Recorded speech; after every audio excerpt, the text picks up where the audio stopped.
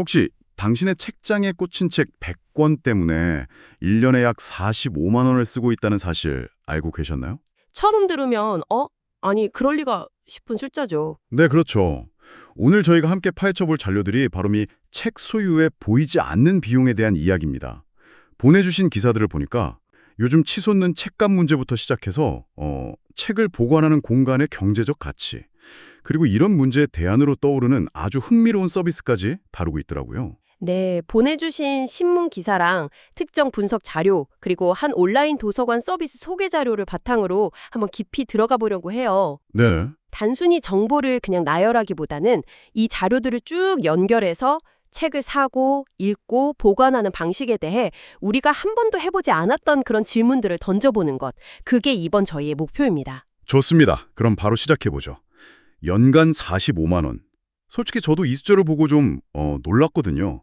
대체 어떻게 계산하면 이런 금액이 나오는 거죠? 그렇죠. 이 비용을 분석한 자료를 보면요. 크게 두 가지로 나뉘어요. 첫 번째는 아주 명확한 비용, 바로 책장 구매 비용입니다. 아, 책장. 네, 보통 책 100권을 꽂을 만한 책장이 한 10만 원에서 20만 원 정도 하잖아요. 이걸 5년 정도 쓴다고 가정하고 감가상각을 계산하면 1년에 약 2만 원에서 4만 원 정도의 비용이 발생해요. 잠깐만요. 책장 비용이 연 4만 원이라고 쳐도 그럼 나머지 41만 원은 대체 어디서 튀어나온 숫자죠? 뭔가 계산이 좀 이상한데요? 하하, 바로 그 지점이 오늘 이야기의 핵심입니다. 대부분이 놓치고 있는 비용, 바로 공간의 기회비용이라는 개념이 여기서 등장하거든요. 공간의 기회비용이요? 네, 보내주신 자료에 2025년 기준 서울 아파트 평균 월세 통계가 있었죠? 역대 최고치인 147만 원. 네, 봤어요. 이걸 평당 가격으로 환산해서 책장이 차지하는 공간 대략 한 0.8제곱미터의 가치를 돈으로 계산해 본 거예요. 그랬더니 글쎄 1년에 약 43만 원이 나오더라고요. 43만 원이요? 그 작은 공간이요? 네, 다시 말해서 우리는 책을 보관하기 위해 사실상 매달 3만 6천 원씩 월세를 내고 있었던 셈이에요. 와, 뭐랄까, 책을 보관하는 게 아니라 사실상 부동산을 사용하고 있었던 거네요. 그렇게 생각하니까 느낌이 확 다른데요? 정확해요. 눈에 보이지 않으니까 그냥 넘어갔던 거죠. 근데 솔직히 한편으로는 좀 억지스럽게 느껴지기도 해요. 어차피 비어있을 수도 있는 공간인데 거기에 책장을 뒀다고 해서 제가 실제로 43만 원의 손해를 본 건 아니잖아요. 물론 주머니에서 43만 원이 직접 나간 건 아니죠. 아주 합리적인 의문이에요. 하지만 기회비용이라는 건 그걸 하지 않았더라면 얻을 수 있었던 다른 가치를 뜻하거든요. 아, 예를 들어 그 공간에 책장 대신 작은 홈 트레이닝 기구를 뒀다면 건강을 얻었을 수도 있고 예쁜 화분을 뒀다면 정서적인 만족감을 얻었을 수도 있죠. 아니면 그냥 비워둠으로써 집이 더 넓어 보이는 효과를 누렸을 수도 있고요. 그 모든 가능성의 가치를 돈으로 환산한 게 바로 그 43만 원인 셈입니다. 그렇게 설명해 주시니 이해가 되네요. 단순히 공간을 차지하는 걸 넘어서 다른 걸 할 수 있는 기회를 포기한 비용이라는 거군요. 와, 근데 보관비만 해도 이런데 요즘엔 책을 사는 값 자체도 정말 만만치가 않잖아요. 맞아요. 대한출판문화협회 통계를 보니까 작년 신간도서 평균 가격이 19,526원이었어요. 와, 이제 정말 책 한 권에 2만 원인 시대가 온 거죠. 2만 원이라니. 이게 갑자기 오른 것도 아니에요. 자료를 보면 2020년에는 16,420원이었는데 불과 4년 만에 18.9%나 올랐습니다. 물가 상승률을 고려해도 상상이 가파른 상승세죠. 와, 매달 책 한 권씩만 사도 1년에 24만 원이 훌쩍 넘고 여기에 아까 말한 그 보이지 않는 보관비 45만 원까지 더하면 거의 70만 원이네요. 와, 정말 이제 책 읽기는 비싼 취미가 되어버렸어요. 그렇죠. 특히 분야들로 보면 사회과학 서적이 평균 26,675원으로 가장 비쌌고 기술과학이나 역사, 예술책들이 그 뒤를 이었어요. 이런 전문 서적을 자주 보시는 분이라면 체감하는 부담은 훨씬 클 수밖에 없죠. 자료에 나온 통계 중에 또 하나 눈에 띄는 게 있었어요. 작년에 번역된 책 중에 일본 책이 유독 많더라고요. 한 4,500종 가까이 되던데요. 네, 그 부분도 아주 흥미로운 지점이죠. 현재 독서 시장의 트렌드를 보여주는 대목인데 뭐랄까? 소설이나 에세이, 실용서 분야에서 시혜성이 있고 가볍게 읽을 수 있는 일본 저작물에 대한 수요가 여전히 높다. 이걸 의미해요. 일본 책이 많다는 건 그만큼 트렌드에 민감한 소설이나 실용서 수요가 높다는 뜻이겠네요. 그런데 이런 책들이야말로 사실 한 번 읽고 다시 안 보게 될 가능성이 높은데 권당 2만 원씩 주고 사기엔 더 아깝게 느껴지겠습니다. 바로 그겁니다. 소장의 가치보다는 경험의 가치가 더 큰 책들이죠. 이런 책들을 모두 구매해서 책장에 쌓아두는 것이 과연 합리적인 소비일까? 라는 질문에 다다르게 되는 거예요. 그러게요. 책 읽기가 비싼 취미가 되어버렸다고 말했는데 이러니 사람들이 뭔가 다른 방법을 찾을 수밖에 없었겠어요. 보내주신 자료 중에 바로 그 대안이 있었죠. 네, 바로 국민도서관 책꽂이라는 서비스입니다. 2011년부터 운영된 온라인 공유 도서관인데 이 서비스의 비용 구조가 앞서 우리가 나눈 이야기와 만나면서 아주 흥미로운 대비를 만들어내요. 비용이 어느 정도인데요? 앞서 책 100권을 집에 보관하는 연간 비용이 약 45만 원이라고 했잖아요.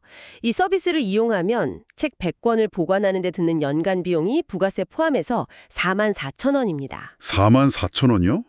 45만 원이랑 비교하면 거의 10분의 1 수준이네요. 연간 40만 원 이상을 아낄 수 있다는 계산이 나오는데요. 그렇죠. 그런데 여기서 더 주목할 점은 이게 단순한 보관 서비스, 그러니까 개인 창고 서비스가 아니라는 거예요. 아, 그런 게 아니에요? 네, 내가 맡긴 책을 다른 사람이 빌려볼 수 있는 공유를 전제로 하거든요. 내 책이 약 20만 권에 달하는 거대한 공유 장소의 일부가 되는 거죠. 와, 내 책을 다른 사람도 빌려본다. 심지어 내 책이 대출되면 돈도 벌 수 있다고 하던데요. 책 정가의 일정 비율이 크레딧으로 쌓이고 이걸 현금으로 받을 수도 있다고요? 책을 보관하면서 돈을 번다는 발상이 정말 신선한데요? 이것이야말로 공유경제 모델의 핵심을 보여주는 사례죠. 내가 소유한 책이라는 자산을 책장에 그냥 잠재워두는 게 아니라 다른 사람과 공유함으로써 새로운 가치를 만들어내는 거예요. 내 소유물이지만 내가 사용하지 않는 시간에 다른 사람과 공유해서 효용을 극대화하는 것. 에어비앤비나 촬영 공유 서비스와 본질은 같아요. 책 소유자에게는 보관 비용과 공간 문제를 해결해주면서 동시에 새로운 경제적 가치까지 주는 거죠. 단순히 비용 절감 차원을 넘어서는군요. 자료를 보니까 대출 방식도 독특해요. 한 번에 최대 15권을 60일, 그러니까 2달 동안 빌릴 수 있다고 하는데 보통 동네 도서관은 대출 건수나 기간이 훨씬 제한적이잖아요. 맞습니다. 그게 기존 오프라인 도서관과 가장 차별화되는 지점이죠. 물론 택배를 이용해야 한다는 점이 있지만 반대로 생각하면 집에서 편하게 전국 어디서든 20만 권의 장소에 접근할 수 있다는 엄청난 장점이 생기는 거고요. 아, 그렇죠. 도서관까지 가는 시간과 교통비, 그리고 원하는 책이 없을 때 그 허탈함 같은 걸 고려하면 충분히 경쟁력 있는 방식이라고 볼 수 있어요. 듣다 보니 정말 솔깃한데요. 그럼 결국 제 입장에선 선택의 문제로 귀결되는 거네요. 그렇죠. 자료에 나온 내용을 바탕으로 아주 직접적으로 비교해 볼 수 있어요. 약 2만 원을 내고 최신 베스트셀러 한 권을 사서 소유할 것인가? 아니면 왕복 택배비, 자료에 따라 8,000원에서 15,000원 정도로 언급되는데 이 비용만 내고 한 번에 15권, 책값으로 치면 약 30만 원어치의 책을 2달간 빌려 읽을 것인가? 하지만 그래도 내 책이라는 그 느낌을 포기하기는 쉽지 않은데요. 책장에 꽂아두고 뿌듯하게 바라보기도 하고 밑줄도 긋고 페이지 귀퉁이를 접으면서 메모도 하고 언제든 다시 꺼내볼 수 있는 그 안정감이 있잖아요. 이 서비스는 그런 소유의 기쁨을 완전히 뺏어가는 건 아닐까요? 정말 중요한 지적이에요. 그리고 그 소유의 기쁨은 절대 무시할 수 없는 가치죠. 그래서 이 서비스가 모든 책을 빌려 읽으라고 말하는 건 아니라고 생각해요. 아, 자료에서도 지적하듯이 업무상 자주 참고해야 하는 전문 서적이나 평생 곁에 두고 여러 번 곱씹어 읽고 싶은 인생의 책, 이런 건 당연히 소유하는 것이 합리적일 수 있죠. 이건 모든 소유를 부정하는 게 아니라 우리가 그동안 너무나 당연하게 여겨왔던 무조건적인 소유에 대해 질문을 던지는 것에 가깝습니다. 모든 책을 다 소유해야만 할까? 하고요. 무조건적인 소유에 대한 질문. 그 표현이 확 와닿네요. 한 번 읽고 말 흥미 위주의 책이나 아이들이 쑥쑥 커서 금방 더 이상 보지 않게 될 동화책 같은 것들은 굳이 소유할 필요가 없을 수도 있겠어요. 바로 그 지점이죠. 특히 아이들 책은 시기별로 필요한 책이 계속 바뀌고 금방 낡거나 더 이상 보지 않게 되잖아요. 이 책들을 모두 구매하는 건 상당한 경제적 부담이에요. 오히려 구매라는 장벽 때문에 아이에게 다양한 책을 접하게 해줄 기회를 놓치는 경우도 생길 수 있고요.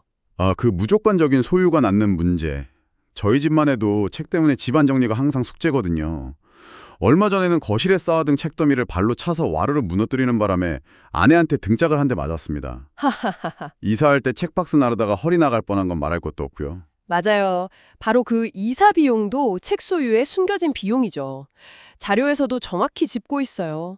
책이 늘어날수록 집안의 공간 정리가 복잡해지고 수납 문제를 유발하고 이사할 때의 부담은 겪어본 분들은 모두 공감할 거예요. 사실 책이라는 게 생각보다 무겁고 공간도 많이 차지하는 애물단지일 때가 많습니다. 맞아요, 맞아요. 특히 원룸이나 소형 아파트에 거주하는 분들에게는 단순히 책 구매 비용만이 아니라 이런 공간 점유의 기회비용과 관리의 번거로움까지 포함해서 의사결정을 하는 게 훨씬 현실적인 접근법이 될 수 있다는 거죠. 오늘 이렇게 책장에 꽂힌 책 한 권의 가격표 뒤에 숨어있는 이야기들을 쭉 파헤쳐보니 정말 많은 생각이 드네요. 네, 책값은 계속 오르고 주거 공간은 점점 비싸지고 있지만 동시에 우리의 독서 경험을 완전히 바꿀 수 있는 새로운 공유 모델도 등장하고 있음을 확인했죠. 책과의 관계가 단순한 소유에서 공유를 통한 접근으로 확장되고 있는 아주 중요한 변화의 시점인 것 같아요. 맞습니다. 그래서 오늘 이 이야기를 들으신 당신께 마지막으로 생각해 볼 만한 질문 하나를 남겨드리고 싶어요. 점점 더 작은 공간에서 더 많은 비용을 마주하며 살아가야 하는 오늘날, 당신에게 책을 소유한다는 것은 어떤 의미인가요? 책장에 꽂힌 물리적인 사물 그 자체인가요? 아니면 그 안에 담긴 지식과 이야기에 대한 접근권인가요?